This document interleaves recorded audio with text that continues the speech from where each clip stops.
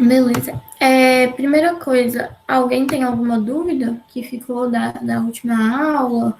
Alguma coisa que queira que eu refaça? Se tiver alguma pendência das últimas aulas, pode me falar em qualquer hora. E eu coloquei uma listinha.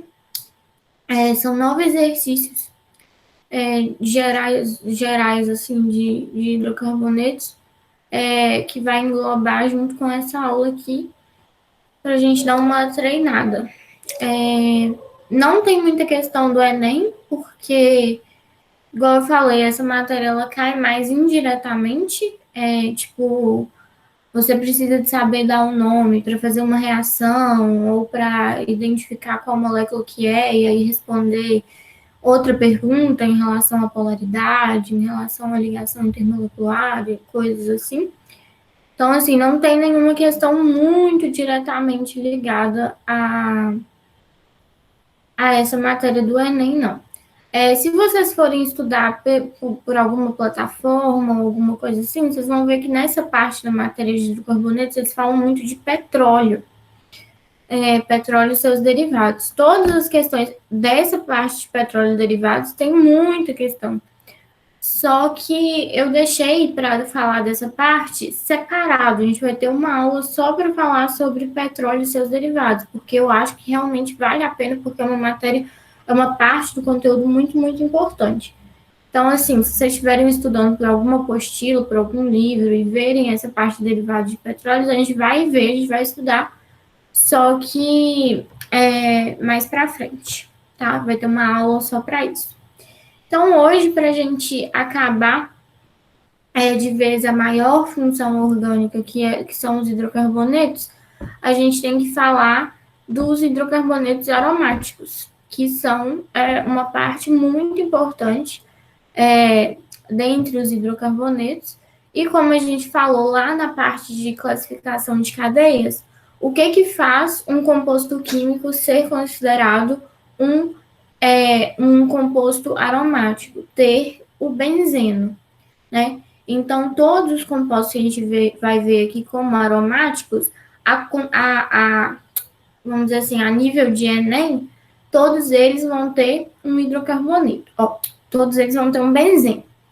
Então, nomenclatura de hidrocarboneto. Ai, desculpa, gente, vou beber água.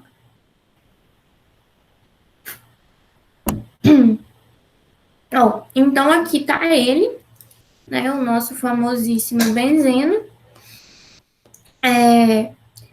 Ele é, como a gente já tinha visto, um composto cíclico de 6 carbonos. Então, 1 carbono, 2, 3, 4, 5, 6 carbonos. A gente tem 3 ligações duplas, a gente tem 3 ligações pis. Essas ligações pis, elas estão intercaladas, então a gente sempre vai ter uma dupla, uma simples, uma dupla, uma simples, uma dupla, uma simples. E a gente também já viu que essas ligações pi, elas são ressonantes dentro do ciclo. Ou seja, a gente pode ter essa configuração aqui, que está sendo mostrada nessa imagem, como a gente também pode ter essa configuração, né? Ficou bem ruim meu ciclo, mas dá para entender. Que é como só se essas duplas, intercaladamente, elas fossem girando dentro do ciclo. E aí elas podem ocupar essas duas posições possíveis. E aí, por conta dessa ressonância, a gente também pode representar o benzeno como sendo um anel de 6 carbonos com essa bolinha no meio. Essa bolinha no meio representa justamente a ressonância dessas ligações. Essa ressonância também a gente pode chamar de elétrons pi deslocalizados, se vocês virem isso em algum lugar, é a mesma coisa. Então, para a gente dar nome ao benzeno, o benzeno não vai ter diferença de ligação, ele não vai ter um tipo de ligação diferente, ele não vai ter triplo, ele não vai ter... As ligações dele, ele é assim, ele vai ser sempre assim. Então, o que a gente precisa de preocupar com as ramificações? Então, aqui a gente começa a estudar com os compostos aromáticos de benzeno que possuem uma ramificação. Então, os compostos que possuem uma ramificação... Eita, apareceu uma coisa aqui. Os compostos que possuem uma ramificação, eles... O carbono dessa ramificação, ele recebe a... Só permitir alguém aqui que está pedindo para entrar. Ele recebe a numeração 1. Ele vai ser o carbono de número 1. Então, aqui, por exemplo, nesse primeiro benzeno aqui, a gente tem esse carbono que eu estou marcando, ele recebe o grupamento metil. Então, ele é o carbono de número 1. Então, como que a gente vai dar nome? O que vai ser a cadeia principal? Vai ser o benzeno. E aí, a gente vai dar o nome colocando o 1 indicando a ramificação, metil, que é o nome da ramificação, e benzeno. Apenas isso. É bem simplesinho. Então, sempre que a gente tiver um anel benzênico com uma ramificação, o carbono que recebe essa ramificação é o carbono de número 1. Facinho assim. Aí, lembra que eu falei com vocês em relação à nomenclatura da IUPAC e da nomenclatura usual? Aqui a gente tem um exemplo de nomenclatura usual, que é o tolueno. Então, o 1-metilbenzeno, ele também pode ser chamado de tolueno, tá? É a mesma coisa, sendo que tolueno é o nome usual, o nome comercial dessa coisa aqui, dessa molécula aqui. Beleza? Então, assim, precisa de saber? Tipo assim, se você souber, é lucro, mas eu acho muito difícil uma prova, o Enem, por exemplo, te falar tolueno sem te falar o que é. Eu acho que, por exemplo, ele pode falar a molécula tolueno, aí entre parênteses, 1-metilbenzeno, então, teoricamente, você não precisa de saber, porque ele vai estar indicando já no enunciado qual molécula que é aquela. Mas só para ficar claro que tolueno, então, é um nome usual para o 1-metilbenzeno. E aqui a mesma coisa. O carbono que recebe a ramificação é o carbono de número 1. Qual que é essa ramificação? É o isopropil. Por que é o iso? Porque o carbono que liga a cadeia principal, ou seja, o carbono que se liga ao anel benzênico, ele é o carbono secundário. E isso faz com que eu forme dois braços, duas perninhas, vamos dizer assim, iguais. Por isso, isopropil e não apenas propil. Mesma coisa do outro caso, a gente indica a numeração da ramificação, o que está no carbono 1, um traço, porque letra de número a gente separa com traço, isopropil, benzeno, que benzeno é a cadeia principal. Muito tranquilinho, né, gente, essa parte. É bem facinho mesmo. Mas se tiverem alguma dúvida e quiserem perguntar, tenham vontade. Então, a gente, sabendo como que dá nome em uma, com um benzeno com uma ramificação, a gente tem que aprender a dar o nome caso a gente tenha duas ramificações. O que a gente faz quando a gente tem duas ramificações? A gente vai definir algumas posições dentro do anel benzênico. Essas posições, elas são posições, assim, vamos dizer, elas são posições pré-definidas. Elas são posições que já são estabelecidas. Então, a gente não vai ficar, tipo, tentando, mas pode ser isso, pode... Não. Vai ser isso daqui que está demonstrado para a gente e pronto. E quais são essas posições? Vamos pensar aqui, nessa primeira imagem aqui, ó. Esse grupo G, esse Gzinho aqui que eu estou mostrando, é um grupo, vamos dizer assim, um grupo que está ligado ao anel benzênico, ele já está lá. É como se aqui, ó, vamos supor, fosse um CH3. Vamos só dar um exemplo. Supondo que aqui seja um... Nossa, ficou muito feio. supondo que aqui seja um CH3. Ficou feio do mesmo jeito, mas enfim. Pode ser qualquer grupo. Pode ser uma cadeia grande de 3, de 4. Pode ser um CH2, CH3. Pode ser um isopropil, igual a gente viu. Tem um grupo ligado aqui. Esse grupo, ele vai definir a posição, o nome da posição dos outros grupos que se ligarem ao benzeno. Então, alguém pedindo para entrar de novo. Peraí. Então, como assim ele que vai definir? Ó, a gente vai ter um carbono, um ligante aqui, né? O grupo G.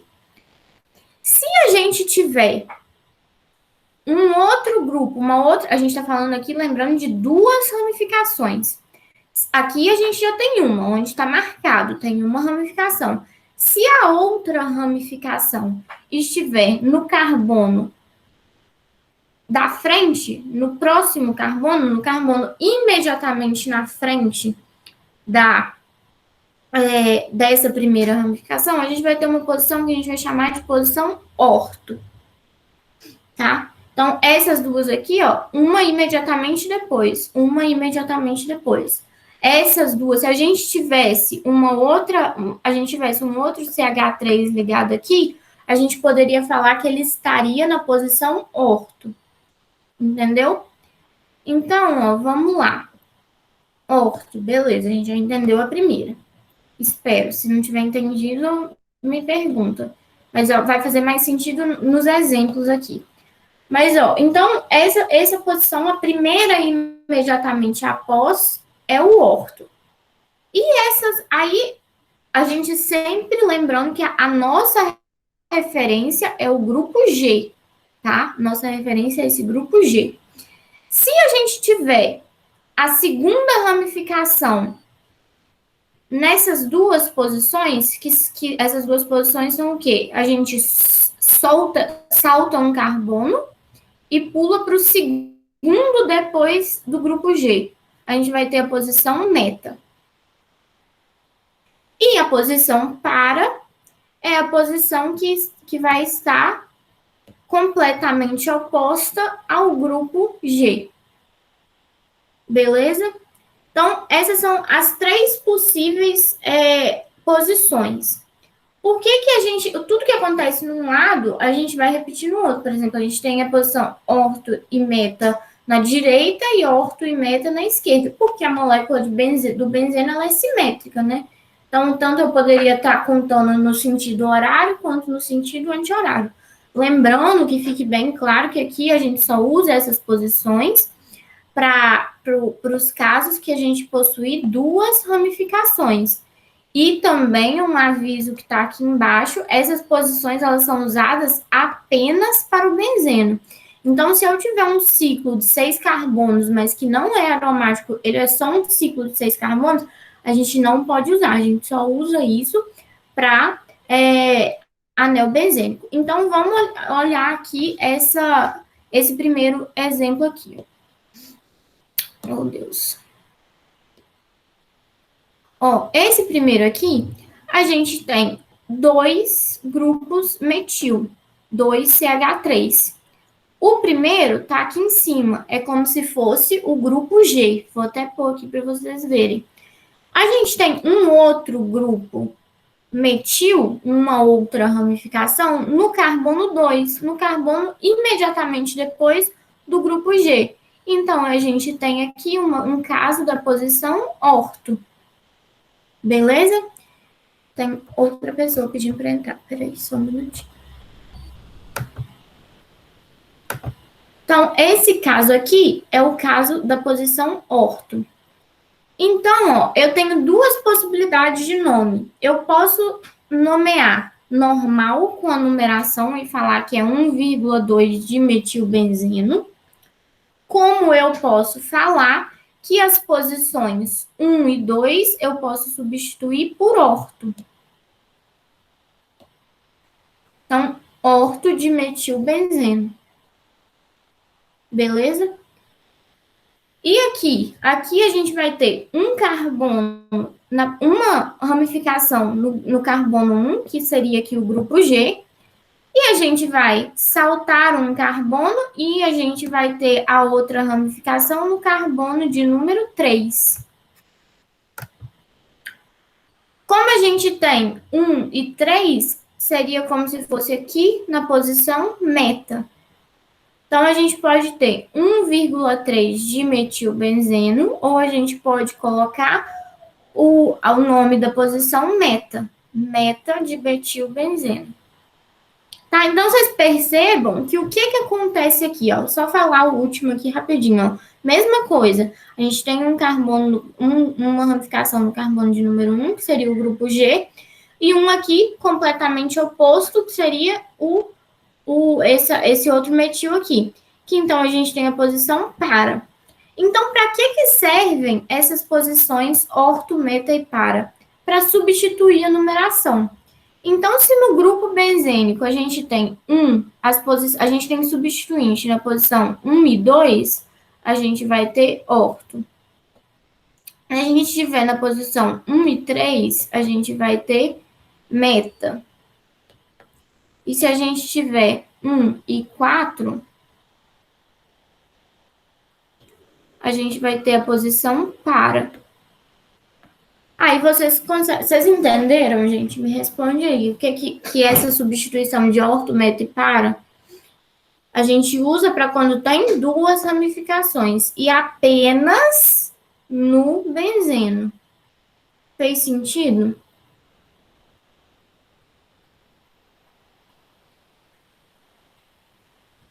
Sim, Caio disse que sim, mas alguém para eu poder passar para frente? Beleza, mas se alguém quiser que eu repita, aí pode falar. Mas o que você tem que saber mesmo, então, é isso daqui que eu escrevi aqui embaixo, ó. Que a posição orto, meta e para, ela substitui a numeração nos casos de duas ramificações em grupo benzênico, nessa ordem aí que está escrito, nessas respectivas correspondências. Beleza? Então, a gente viu uma ramificação numera normal, sendo que o carbono que recebe essa ramificação é o carbono de número 1. Se a gente tem duas ramificações, a gente tem uma ramificação sendo o número 1, e a próxima a gente conta para achar o número da próxima, né? Sempre procurando regra dos menores números. Aí, de acordo com a posição que eu achar, se for 1, 2, vai ser orto, se for 1, 3, vai ser meta, se for 1, 4, vai ser par. Beleza. Aí, quando aqui veio um outro exemplo, que é só para falar com vocês da questão se eu tiver... Porque aqui eu falei de ramificações iguais, eram dois grupamentos metil. Aqui a gente tem grupamentos diferentes. Aqui, ó, a gente tem um metil, continua tendo metil, ó, e aqui, olha como que a gente nunca tinha visto. Ele colocou uma ramificação escrita de maneira diferente. Esse C2H5 é, na verdade, um CH2, CH3. Você pode ver que dá 5 hidrogênios e 2 carbonos. Então, isso daqui, ó, é um etil. Mas ele te deu isso de uma forma condensada, de uma forma, como se fosse uma fórmula molecular. Então, se você vê isso daqui, você tem que conseguir enxergar que essas duas coisas são uma coisa só. É a mesma coisa representada de dois jeitos. Aí, ó, a gente tem uma substituição no carbono de número 1, outra no carbono de número 2. A gente tem a substituição do tipo orto. Uma coisa que eu não falei. Orto, meta e para, eles podem ser ainda abreviados. Assim, igual tá aqui. Só colocar um Ozinho ou só um Pzinho, ou no caso seria tipo meta, etil, não. Tá? Só o M, O, M, P. Beleza? Mas assim, não precisa nem te preocupar com isso, eu acho. Tá? E aí, o que a gente faz nesse caso, quando são duas ramificações diferentes? Mesma coisa que a gente já tinha visto antes, ordem alfabética. Então, primeiro aqui, como a gente tem um etil e um metil, o etil vem primeiro, porque o E vem primeiro na ordem alfabética. Então, a gente coloca orto, etil, metil, benzeno. Beleza? Aqui é a mesma coisa, ó. A gente tem um propil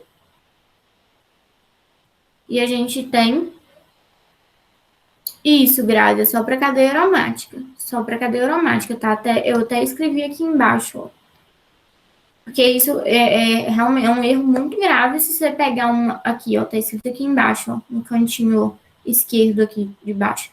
São apenas. Essas nomenclaturas aqui são usadas apenas pro benzeno, que é uma cadeia aromática, beleza? Você não pode, se eu tiver, por exemplo, uma coisa, um ciclo de 6 carbonos assim, mas que ele não é, ele só tem ligação simples. E aí eu tenho um substituinte aqui, um CH3 aqui e um CH3 aqui, eu não posso falar que isso daqui é para, porque não é um benzeno. Esse ortometipara é só para o benzeno, única e exclusivamente para ele. Tá? Então, aqui continuando, aqui é um propil, aqui é um metil. MP, o M vem primeiro, então para metilpropilbenzeno, beleza? Mas assim, eu acho meio difícil, eu acho muito aprofundado para ser uma coisa que o Enem cobraria assim, tranquilo, sabe? Eu acho que se caísse um trem desse, pode ser que fosse uma questão mais difícil, alguma coisa assim, tá? E aí, a gente tem um outro tipo de cadeia aromática, que são dois benzenos, um grudadinho no outro. Esses dois benzenos, um junto com o outro, um grudado no outro, é uma cadeia binucleada, a gente viu isso lá na classificação, que são dois núcleos benzênicos agregados, e ele é chamado de naftaleno, tá? E aí a numeração dele, ela é um pouco diferente. Por quê? Eu coloquei aqui, ó. A gente vai ter duas possibilidades. Ou a gente vai chamar os carbonos de alfa e beta, ou a gente vai numerar normal. A gente sempre vai começar ou com esse carbono que eu estou marcando aí, ou esse. E aí a gente gira em sentido horário ou anti-horário. Nesse caso aqui, ele começou aqui e foi numerando nessa ordem. Sempre vai ser assim. Você não pode, tipo, vir aqui no 1, colocar o 2 aqui, o 3. Não, tá? É essa ordem só. Ou você vai ter uma ordem desse jeito aí que tá mostrando, ou você vai ter, ó, por exemplo, nessa segunda ordem aqui, que é o carbono número 1 na sua esquerda e girando no sentido anti-horário, que é esse segundo aí que eu mostrei, tá?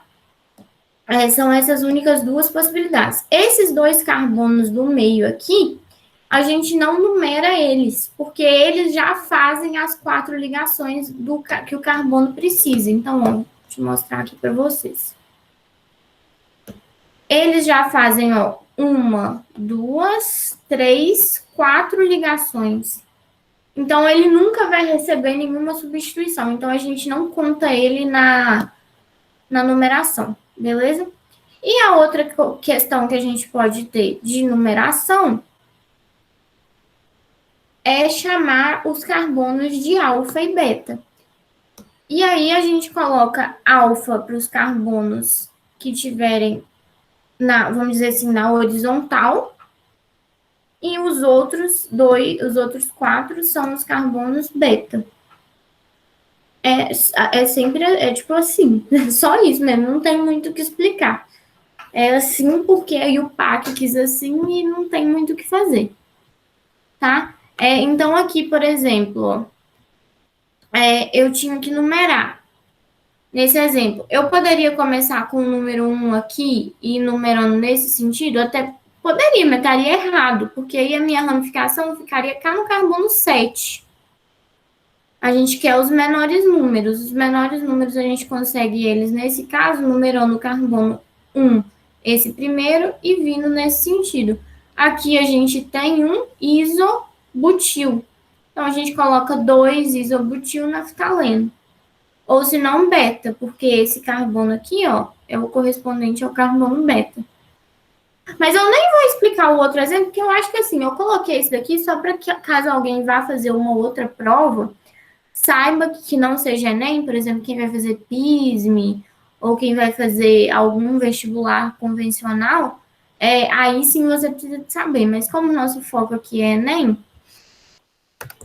eu nem vou continuar nisso. É só para você saber que existe quando dois benzenos estão grudados juntos, uma cadeia binucleada, é um naftaleno, e a numeração dele obedece isso daqui. Com a numeração em mãos, você consegue dar um nome, beleza?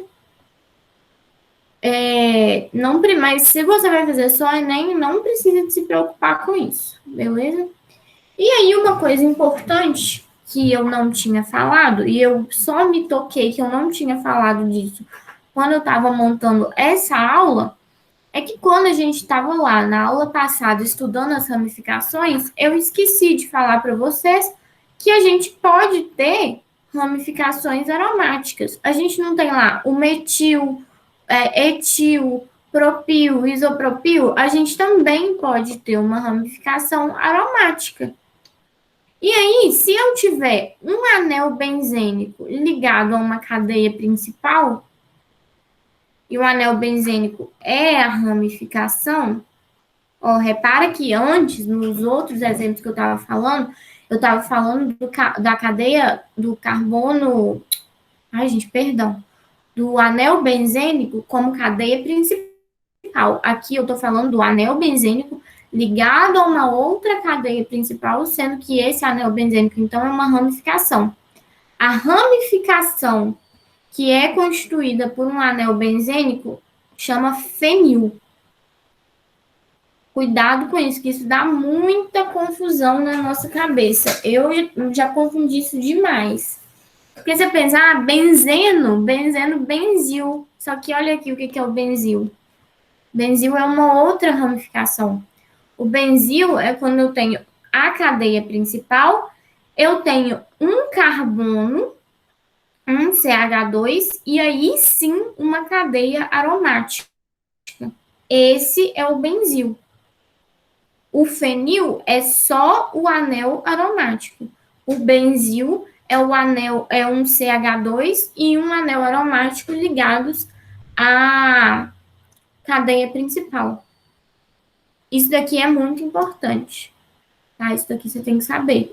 Não tinha falado antes. Entenderam a diferença de fenil e benzil? Então, se você tiver um benzeno como ramificação sem nada, é um fenil. Beleza? Fenil. Grava esse nome. Esse nome você precisa de saber. Tá bom?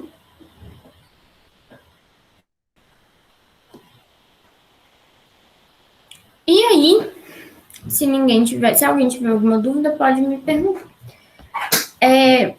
A gente acabou a nomenclatura de hidrocarbonetos, beleza? A parte chata acabou. Graças a Deus, né, gente? Que sim, é legalzinho só no início, depois fica bem cansativo, bem maçante. Mas a gente precisa de falar de uma parte que o Enem ama, de paixão, que é a parte mais contextualizada dos hidrocarbonetos, que é a parte que relaciona. Peraí, rapidinho. Que relaciona os hidrocarbonetos com o cotidiano, com o nosso dia a dia. Então, ó, como a gente já viu, os hidrocarbonetos, eles são. Essa parte aqui parece bobinha, tá, gente? Mas é realmente importante que você tenha essas ideias na sua cabeça.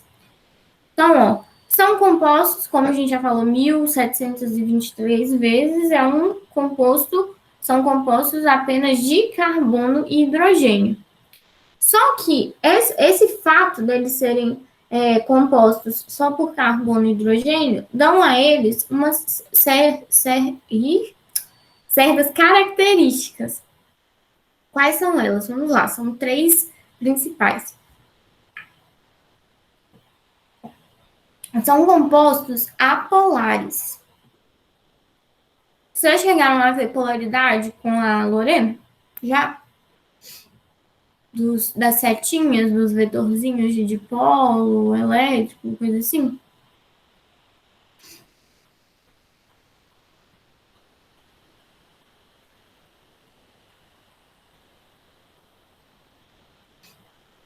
Gente,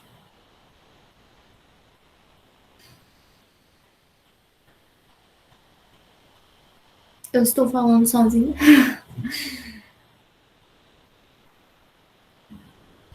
Porque se ela não tiver falado, eu vou dar uma explicada aqui em que é. Mas se ela já tiver falado, a gente passa pra frente. Hein, povo? Fala comigo, por favor.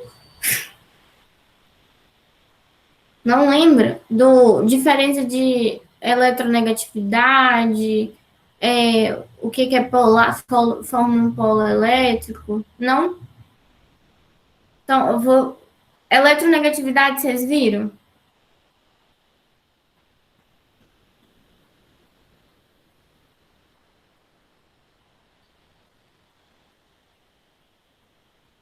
Que coisa. Achei que vocês já tivessem visto polaridade. Ai, ai. Então vamos lá. Não, vamos lá, vai dar certo. Ó, polaridade. Gente, polaridade, interação intermolecular, eletronegatividade é a coisa que. Isso! Fui ontem no clube, briguei, saí correndo para o hospital. Isso mesmo. A gente tem. Então, o Caio lembra, hein? A gente tem, mas vou revisar aqui rapidinho. A matéria já está quase acabando, a gente está adiantado, não tem importância a gente atrasar nessa. Ó, a gente tem eletronegatividade.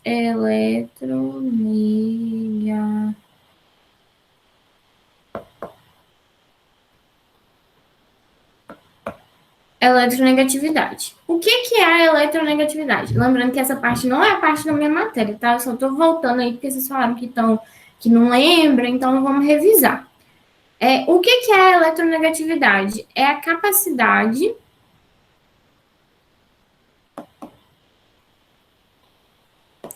de um átomo de atrair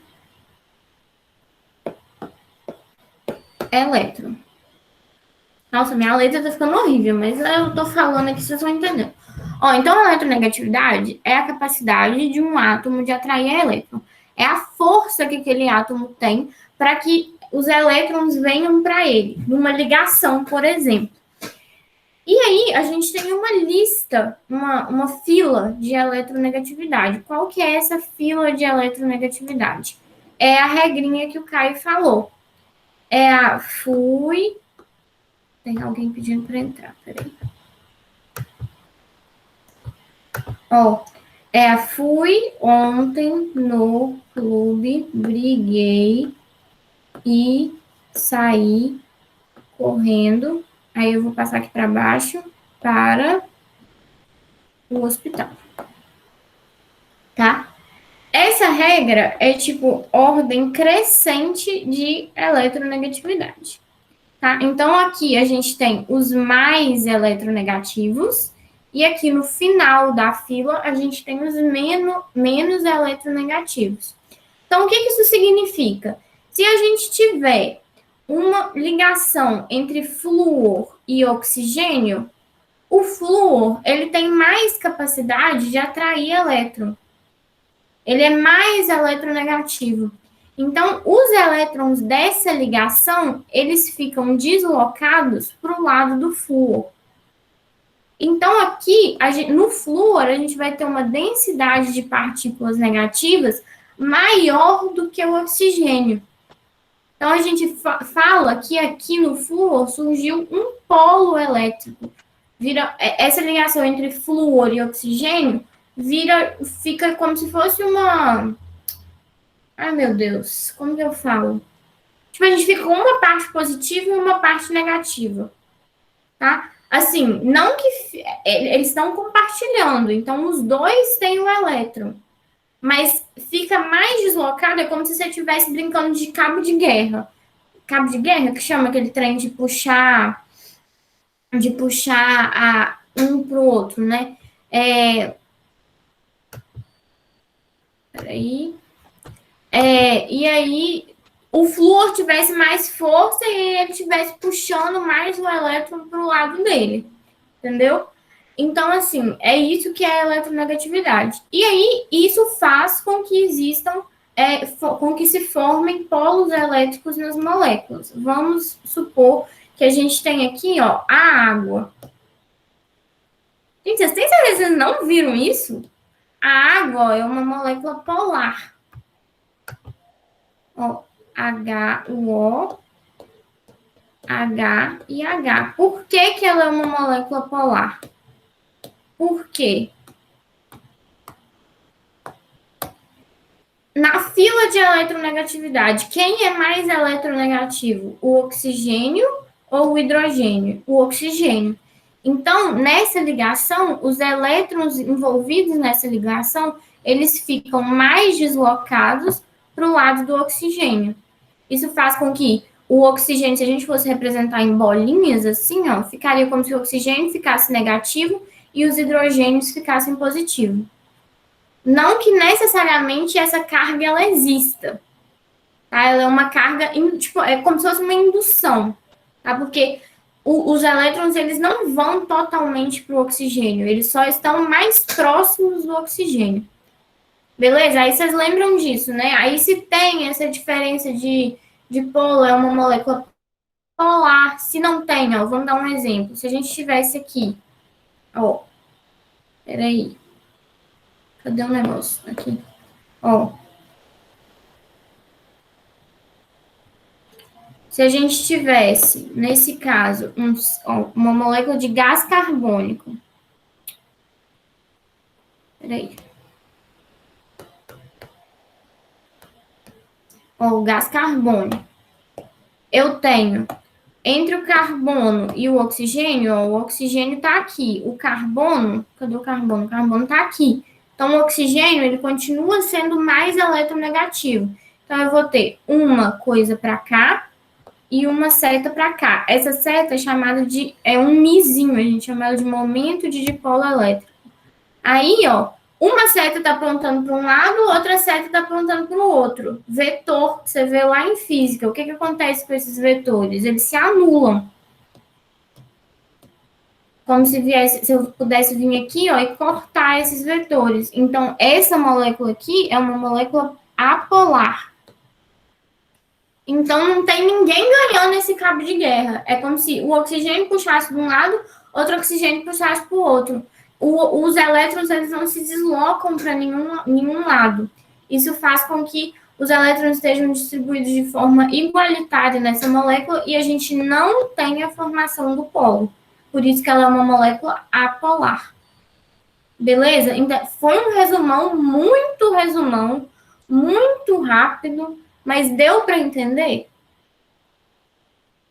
Deu para relembrar que se vocês não viram isso ainda, vocês vão ver muito daqui a pouco com a Lorena, provavelmente. Se tem isso, Caio, se tem resultante, se tem um vetor resultante, é polar, tá?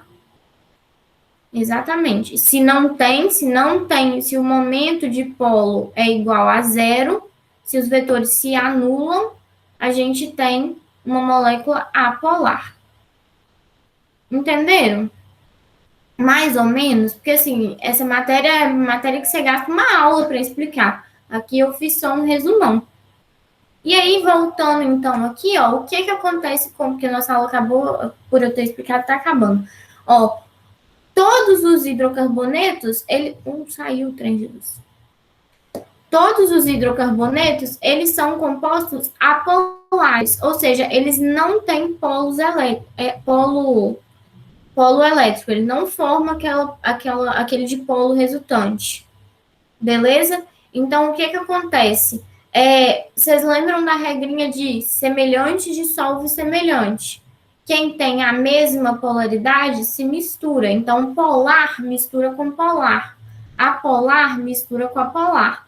Se eu tiver uma coisa polar, por exemplo, a água, e um hidrocarboneto, que é apolar, os dois não vão se misturar. Porque um é polar e o outro é apolar. Isso faz com que os hidrocarbonetos eles tenham características hidrofóbicas. Ou seja, os hidrocarbonetos eles não se misturam com a água. Ou eles podem também ser chamados de lipofílicos, porque eles se misturam com gordura. Gordura é apolar. Óleo que você faz lá para fritar a batata, para fritar o ovo, é apolar. Se você misturar óleo na água, não vai não mistura, porque a água é polar e o óleo, a gordura, é, é apolar. Gordura não é hidrocarboneto, tá, gente? Eu só tô dando um exemplo para ficar mais claro. Vocês já viram quando passa foto na, no jornal, assim, de uma bacia de petróleo, que aí fica aquela nata, que uma bacia, uma coisa de petróleo que rompe, aí fica aquela coisa, assim, de petróleo em cima da água, e a água e o petróleo não se misturam, porque o petróleo é um hidrocarboneto. O petróleo não se mistura com a água. Eles são o petróleo é hidrofóbico, ele não se mistura com a água. E aí ele forma com a água, então os hidrocarbonetos eles formam com a água uma mistura heterogênea, formam duas fases de mistura que elas não vão ser miscíveis, elas não vão se misturar. Beleza? Falei que a aula hoje era pequenininha, realmente era, mas não sei por que eu não consegui terminar. Então, assim, semana que vem a gente termina e E é isso. Mas essa parte que a gente começou a falar, ela é, vamos dizer assim, a parte mais importante a nível de Enem, porque é a parte que relaciona isso com o cotidiano. Revisa essa coisa de polaridade lá, tá, gente? Isso é importante. Não deixa isso fugir da memória, não. Tá? Isso é uma das coisas mais importantes para o Enem. Polaridade, interação intermolecular. Tá bom?